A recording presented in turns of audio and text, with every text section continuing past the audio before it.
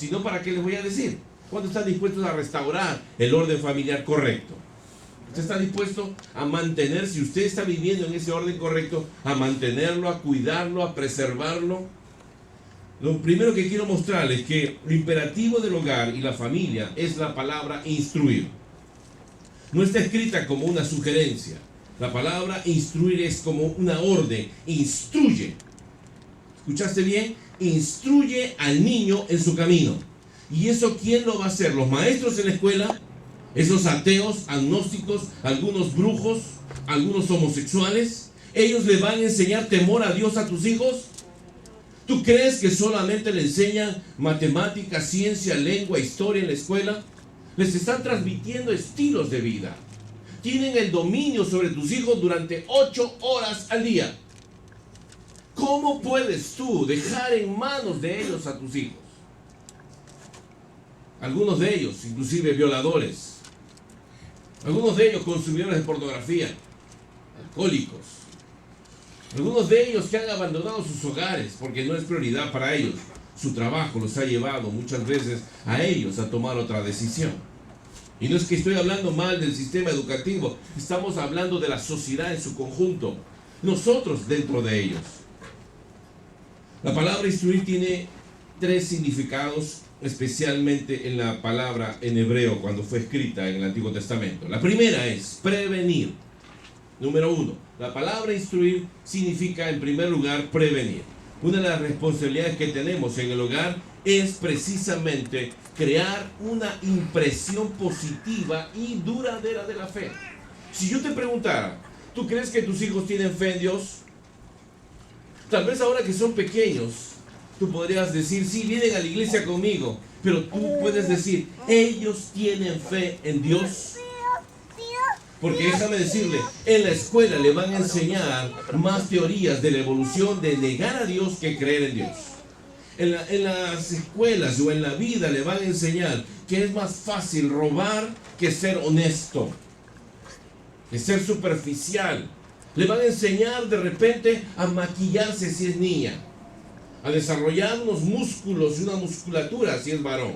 Pero nunca le van a enseñar a desarrollar fe. Eso se enseña en casa. Dile al que tienes al lado, eso se enseña en casa. Ahora, si tú no tienes fe, ese es el gran problema. Ahora, si tú no tienes fe, no vas a poder dar a tus hijos, ni le vas a poder enseñar fe. Me he dado cuenta que uno de los puntos con el que más batallamos como padres es el hecho de querer instruir principios morales y valores buenos que tal vez los padres nunca tuvieron cuando eran jóvenes. ¿Cuántos padres a veces le decimos a nuestros hijos hasta mentiras? Y déjeme explicarle por qué. Cuando yo no estudié porque yo no tuve oportunidades. Tu padre, mi abuelo, mi padre, fue tan pobre que nunca quería que yo vaya a estudiar. Y tal vez era cierto, en parte. Pero también a ti te gustó, porque de repente te gustó más trabajar que estudiar. Y a veces, y si hemos ido a la escuela y decimos, yo nunca saqué un aplazado en mi vida. Y tu boletín era puro rojo, parecía sangre.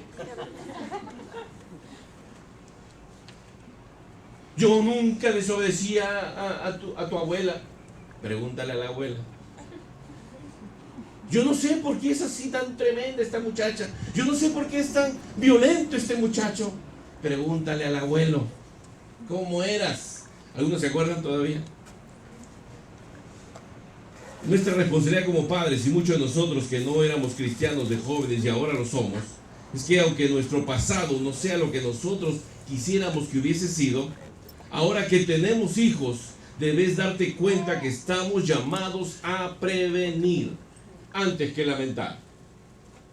Prevenir antes que lamentar. A veces nosotros no nos damos cuenta cómo nos enseña la ciencia. La medicina nos enseña, la educación nos enseña. ¿Y sabe qué? Aprende algo. Cuando los niños nacen, lo primero que los médicos te van a preguntar es, ¿tiene su boletín? ¿Tiene su registro de vacunas? Porque hay que prevenir antes que lamentar. Hay personajes en la historia que tuvieron polio, aún en los Estados Unidos, hasta presidentes tuvieron polio. ¿Y sabe qué? Era una enfermedad terrible, hasta que alguien inventó la vacuna contra la poliomielitis. Y eso previno que ya usted no ve niños, ni jóvenes, ni personas. Puede ser atacada, pero es rarísimo. Dice que se calcula 2 en 1.000.000 de personas. ¿Y sabe esos 2? Porque no tuvieron acceso a las vacunas. Ahora, la mayoría de nosotros siempre somos exigidos.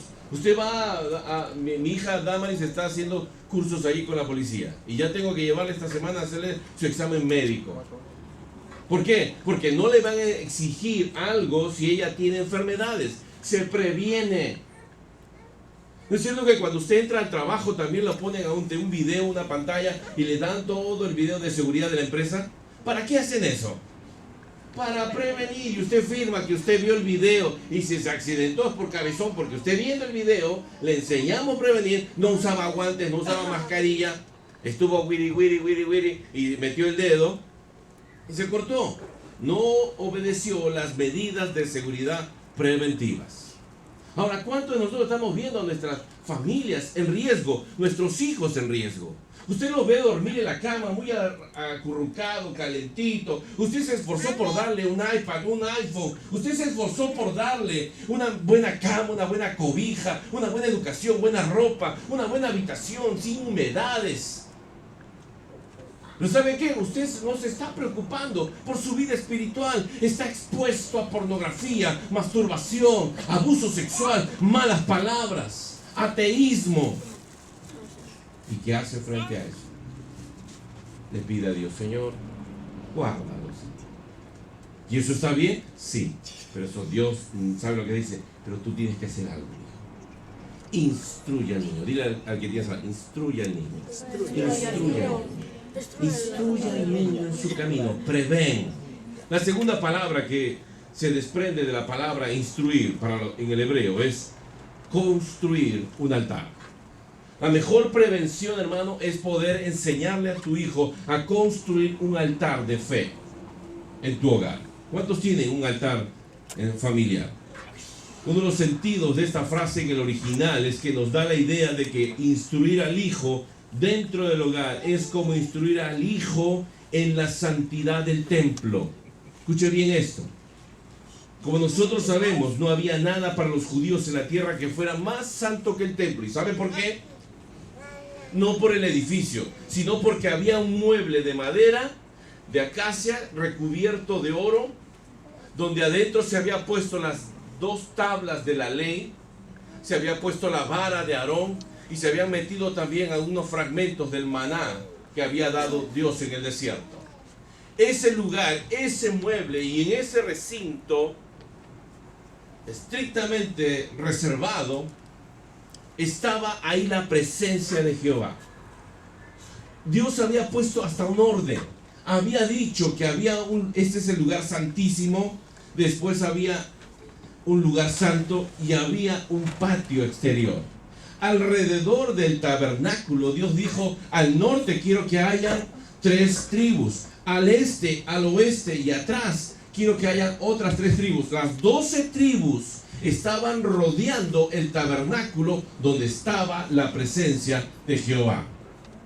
Dios estaba mostrándonos cómo debe ser el orden. Es el padre el que se sienta a la cabecera, ¿o no? Es el padre el que toma las riendas de la comida. Y cuando le sirven, usted espera que le sirvan a usted primero, porque usted es el jefe. Y de repente usted busca la atención. ¿Sabe por qué? Porque hay un orden. Ese orden establecido por Dios es que casualmente usted como proveedor, porque usted se siente satisfecho cuando usted puede poner en su mesa todo el alimento que usted ha planeado. Ese día sus hijos comen pozole, comen menudo, comen carnitas asadas al pastor, seso, lengua, todo lo que hay ahí. Ensaladas, sodas. Y usted está feliz porque ve a sus amigos invitados y usted dice, mi trabajo logró eso. ¿No sabe qué? ¿Cuántos se sientan para proveer a su familia de bienestar espiritual? Le aseguro que hay un sentimiento de orfandad espiritual terrible. No hay padres espirituales que decidan y aunque no quieran, se sientan a comer y a beber del trono de Dios. Enseñarles como autoridad, como prioridad a desarrollar en ellos fe. Y esto lo vengo repitiendo porque creo, hermano, que es necesario que nosotros semana a semana sigamos construyendo un hogar, un altar en nuestro hogar. Nuestro hogar debería ser un lugar santo donde llevamos el altar del mismo modo que somos nuestras personas que llevamos nuestra adoración a Dios. Nuestro hogar debe ser un altar reconociendo a Dios en todo lo que hacemos. Pueden venir visitas, pero si usted tiene un altar, meta a los visitantes ahí. Una de las cosas que mi sobrina me escribe, aquella flaca que vino de Argentina, Jessica, si alguno se acuerda de ella, me escribe y me dice: tío, cómo extraño esos días cuando nos sentabas a todos a enseñarnos la palabra de Dios. ¿Sabe por qué? Porque traíamos el altar de Dios a nuestra familia.